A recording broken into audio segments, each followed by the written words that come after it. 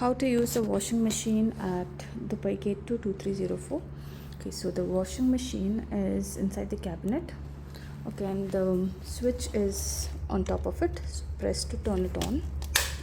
Okay, then you go to the washing machine, you open the door, you load your clothes, close the door, you load your detergent in this compartment.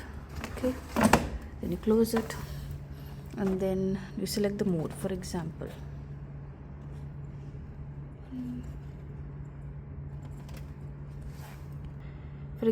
on the right you can see all the modes that I'm selecting. So so currently it's on synthetics, and it's showing over here 6 hours and 800 spin and everything. So we will put it on quick 15. So quick 15, and then we press on start.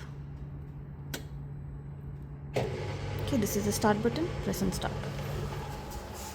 Then it runs.